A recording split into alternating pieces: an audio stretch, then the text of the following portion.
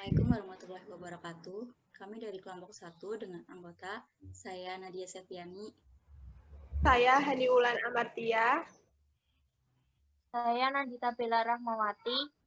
Saya Nesya Ananda. Di sini kami akan menjelaskan tentang merchandising company.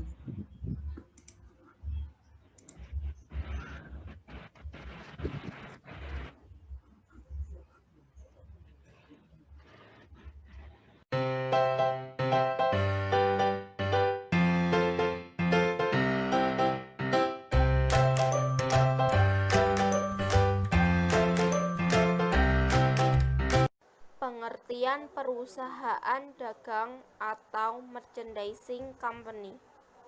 Perusahaan dagang atau merchandising company adalah perusahaan yang kegiatannya membeli barang dagangan untuk kemudian dijual kembali. Perusahaan merchandising yang membeli dan menjual langsung ke konsumen disebut pengecer. Sedangkan perusahaan merchandising yang menjual ke pengecer dikenal sebagai grosir. Sumber utama pendapatan bagi perusahaan merchandising adalah penjualan barang dagang. Hal ini sering disebut sebagai pendapatan penjualan atau penjualan. Perusahaan merchandising memiliki dua kategori biaya, yaitu harga pokok penjualan dan biaya operasi. Contoh merchandising company, yang pertama ada showroom, yang kedua ada supermarket, dan yang ketiga ada minimarket. Poin yang kedua ada transaksi khusus pada merchandising company. Poin A, pembelian barang dagang. Pembelian barang dagang dapat dibedakan menjadi dua, yaitu pembelian barang dagang secara tunai dan pembelian barang dagang secara kredit. Pembelian barang dagang secara tunai, account-accountnya adalah pembelian barang secara tunai dimasukkan ke kolom debit dan ada kas dimasukkan ke kolom kredit. Selanjutnya ada pembelian barang dagang secara kredit.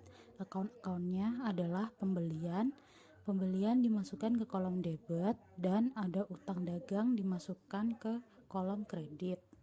Contoh soal pencatatan transaksi pembelian secara tunai. Pada tanggal 4 Mei 2011, PT Aman membeli barang dagang secara tunai kepada PT Royal sebesar Rp400.000. Account-accountnya adalah 1. Account pembelian.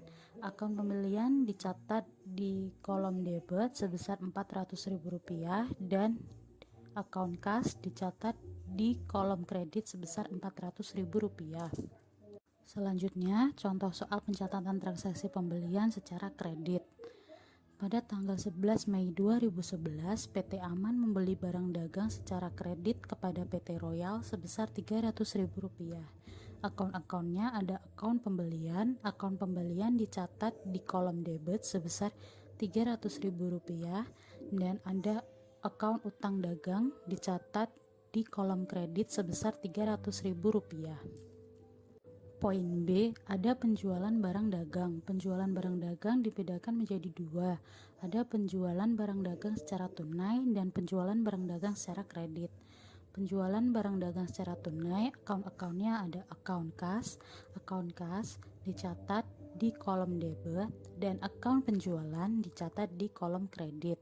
Selanjutnya, penjualan barang dagang secara kredit. Account-accountnya ada account piutang dagang.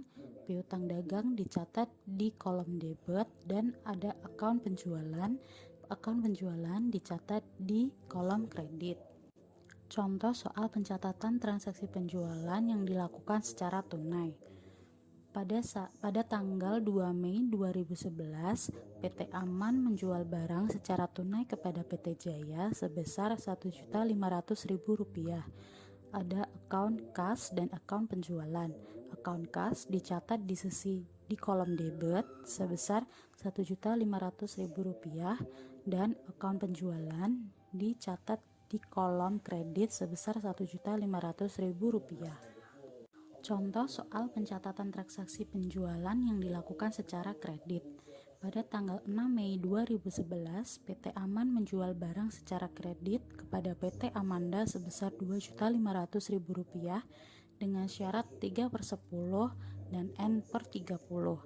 Akun-akunnya ada akun piutang dagang dicatat di kolom debit sebesar Rp2.500.000 dan akun penjualan dicatat di kolom kredit sebesar Rp2.500.000. Poin C, ada retur pembelian dan potongan harga. Retur pembelian dan potongan harga dibedakan menjadi dua juga, ada pembelian secara tunai dan pembelian secara kredit. Pembelian secara tunai, akun-akunnya ada akun kas dicatat di kolom debit, dan akun retur pembelian dan potongan harga dicatat di kolom kredit. Selanjutnya, pembelian secara kredit, akun-akunnya ada utang dagang dicatat di kolom debit, dan retur pembelian dan potongan harga dicatat di kolom kredit. Contoh soal pencatatan transaksi retur pembelian dan potongan harga. Pada tanggal 12 Mei 2011, PT Aman mengembalikan barang yang dibeli secara tunai pada 4 Mei kepada PT Royal karena rusak sebesar Rp50.000. Akun-akunnya ada akun kas dimasukkan di kolom debit sebesar Rp50.000 dan ada akun retur pembelian dicatat di kolom kredit sebesar Rp50.000. Contoh pencatatan transaksi retur pembelian dan potongan harga yang dilakukan secara kredit. Pada tanggal 15 Mei 2011, PT Aman mengembalikan barang yang dibeli secara kredit dari PT Royal sebesar Rp50.000. Akun-akunnya ada akun utang dagang dan ada akun retur pembelian. Yang pertama, utang dagang dicatat di sisi debit sebesar Rp50.000. Yang kedua, ada retur pembelian dicatat di kolom kredit sebesar Rp50.000. Pencatatan transaksi potongan pembelian yang telah ditentukan syarat pembayaran pada faktur seperti 2/10 N/30, yang artinya pembeli mendapatkan potongan sebesar 2% dari harga awal apabila pembeli melunasi utangnya paling lambat 10 hari dari tanggal transaksi, atau pembeli tidak akan mendapatkan potongan apabila utangnya dilunasi dalam kurun waktu 30 hari. Contoh soal pencatatan transaksi potongan harga. Pada tanggal 23 Mei 2011, PT Agrapana membayar utang sebagai pelunasan faktur pembelian tertanggal 19 Mei 2011 kepada PT Hasna sebesar Rp6.000.000 dengan syarat 2/10 N/30. Akun-akunnya ada akun utang dagang, ada kas, dan ada potongan pembelian. Akun utang dagang dicatat di sisi debit sebesar Rp6.000.000 dan ada kas dicatat di sisi kredit sebesar Rp5.880.000 serta ada akun potongan pembelian dicatat di sisi kredit sebesar Rp120.000. Kas didapat Rp5.880.000 karena potongan tunai 2% dikali 6 juta sama dengan Rp120.000. Sedangkan jumlah yang harus dibayar adalah 6 juta diperoleh dari jumlah harga dalam faktur dikurangi Rp120.000 yang didapat dari potongan 2% dari 6 juta sama dengan didapatkan Rp5.880.000. Poin D, ada retur penjualan dan potongan harga. Penjualan dilakukan secara tunai, terdapat akun-akun retur penjualan dan potongan harga dan kas. Retur penjualan dan potongan harga dicatat di sisi debit dan kas dicatat di sisi kredit. Penjualan secara kredit, akun-akunnya ada retur penjualan dan potongan harga serta piutang dagang. Retur penjualan dan potongan harga dicatat di sisi debit, sedangkan piutang dagang dicatat di sisi kredit. Contoh soal pencatatan transaksi retur penjualan dan potongan harga. Pada tanggal 5 Mei 2011, PT Aman menerima kembali barang yang telah dijual kepada PT Jaya sebesar Rp200.000 karena rusak. Akun-akunnya yang pertama ada retur penjualan dan yang kedua ada kas. Retur penjualan dicatat di kolom debit sebesar Rp200.000 serta kas dicatat di kolom kredit sebesar Rp200.000. Contoh yang kedua ada contoh soal pencatatan transaksi retur penjualan dan potongan harga yang dilakukan secara kredit. Pada tanggal 8 Mei 2011, PT Aman menerima kembali barang yang telah dijual kepada PT Amanda sebesar Rp100.000 karena rusak. Akun-akunnya ada akun retur penjualan dan ada akun piutang dagang. Akun retur penjualan dicatat di sisi debit sebesar Rp100.000 dan piutang dagang dicatat di sisi kredit sebesar Rp100.000. Contoh soal pencatatan transaksi potongan harga. Pada tanggal 12 Mei 2011, PT Amanda melunasi hutangnya sebagai pelunasan faktur kepada PT Aman sebesar Rp2.500.000 dengan syarat 3/10 N/30. Akun-akunnya ada akun kas, ada potongan penjualan, dan ada akun piutang dagang. Akun kas diperoleh dari potongan tunai 3/100 dikali Rp2.500.000. Rp2.500.000 diperoleh dari faktur Rp2.500.000. Selanjutnya, akun kas sebesar Rp2.425.000 dicatat di sisi debit. Ada potongan penjualan dicatat di sisi kredit. Ada piutang dagang dicatat di sisi kredit sebesar Rp2.500.000. Jumlah faktur 6 Mei 2011 adalah Rp2.500.000.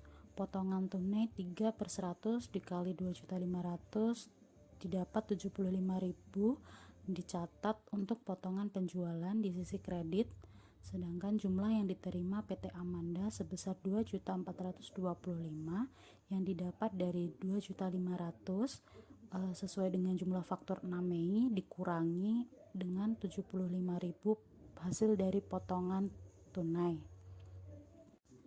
Yang kelima ada poin E, pembayaran biaya angkut pembelian.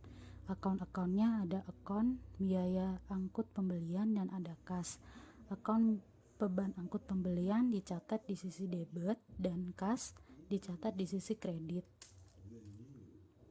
Contoh soal pencatatan transaksi beban angkut pembelian dengan syarat penyerahan barang FOB shipping point, yaitu biaya angkut barang dari gudang penjual sampai ke tempat pembeli menjadi tanggungan pembeli. Yang pertama, pada tanggal 21 Mei 2011, PT Amanda membeli barang dagangan dari PT Makmur seharga Rp400.000 dengan syarat 2/10 N/30. Syarat penyerahan barang FOB shipping point.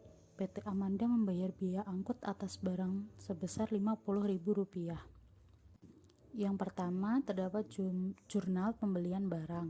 Jurnal pembelian barang ada dua akun. Yang pertama ada akun pembelian dicatat di sisi debit sebesar Rp400.000 dan yang kedua ada utang dagang dicatat di sisi kredit sebesar Rp400.000. Jurnal yang kedua ada jurnal membayar biaya angkut. Akun-akunnya ada beban angkut pembelian dan ada kas. Beban angkut pembelian dicatat di sisi debit sebesar Rp50.000 dan kas dicatat di sisi kredit sebesar Rp50.000. Selanjutnya poin F, pembayaran biaya angkut penjualan. Akun-akunnya ada beban angkut penjualan dan ada kas. Beban angkut penjualan dicatat di sisi debit dan kas dicatat di sisi kredit. Contoh soal pencatatan transaksi beban angkut penjualan. Pada tanggal 24 Mei 2011, PT Jaya menjual barang dagangannya kepada PT Sanjaya dengan syarat 2/10 N/30. Syarat penyerahan barang FOB destination point, PT Jaya membayar biaya pengiriman barang sebesar Rp50.000. Akun-akunnya ada beban angkut penjualan dimasukkan ke kolom debit sebesar Rp50.000 dan ada akun kas dicatat di kolom kredit sebesar Rp50.000. Ada poin G selanjutnya yaitu pelunasan utang. Pelunasan utang dengan potongan. Akun-akunnya ada akun utang dagang, ada potongan pembelian, dan ada account kas.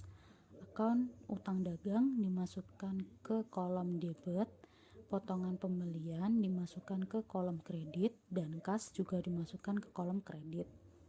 Pelunasan utang tanpa potongan. Akun-akunnya ada akun utang dagang dan ada kas. Akun utang dagang dimasukkan ke kolom debit dan kas dimasukkan ke kolom kredit. Poin H, ada pelunasan piutang. Pelunasan piutang dengan potongan terdapat 3 akun juga. Yang pertama ada akun kas, dicatat di kolom debit, potongan penjualan dicatat di kolom kredit, dan piutang dagang dicatat di kolom kredit. Pelunasan piutang tanpa potongan, akunnya cuma ada 2, yaitu akun kas dicatat di kolom debit, dan akun piutang dagang dicatat di kolom kredit. Pelunasan piutang tanpa potongan, akunnya ada kas dicatat di sisi debit dan piutang dagang dicatat di sisi kredit. Akun khusus pada merchandising company. 1. Akun utang dagang, yaitu kewajiban perusahaan kepada pihak lain yang harus dipenuhi dalam jangka waktu singkat. 2. Akun piutang dagang, yaitu hak atau tagihan dari sebuah perusahaan kepada pihak lainnya yang akan ditagih sesuai dengan waktu yang ditentukan. 3. Akun pembelian, yaitu akun yang digunakan untuk menampung pembelian barang dagangan, entah itu secara tunai maupun kredit. 4. Akun retur pembelian. Tak jarang, barang yang Anda beli dari supplier ternyata mengalami kecacatan saat diterima. Inilah yang membuat retur pembelian dibutuhkan. 5. Akun potongan pembelian. Tak jarang ketika Anda membeli barang dagangan dalam jumlah yang besar, terdapat potongan pembelian yang diberikan oleh pihak supplier. 6. Akun beban angkut pembelian, yaitu akun yang digunakan untuk menampung biaya beban angkut pembelian barang dari gudang supplier hingga Anda terima di gudang milik Anda. 7. Akun pembelian, yaitu akun yang digunakan untuk mencatat transaksi penjualan, entah itu secara tunai maupun kredit. 8. Akun retur penjualan. Tak jarang, dari barang yang Anda jual terdapat kecacatan maupun penolakan dari pihak pembeli karena tidak sempurna saat diterima. Untuk itu, hadirlah akun retur penjualan sebagai pengurang dari penjualan yang Anda miliki. 9. Akun potongan penjualan. Akun yang digunakan untuk mencatat potongan yang diberikan oleh penjual kepada pelanggan karena telah membayar secara tunai atau dalam waktu yang ditentukan. 10. Akun beban angkut penjualan.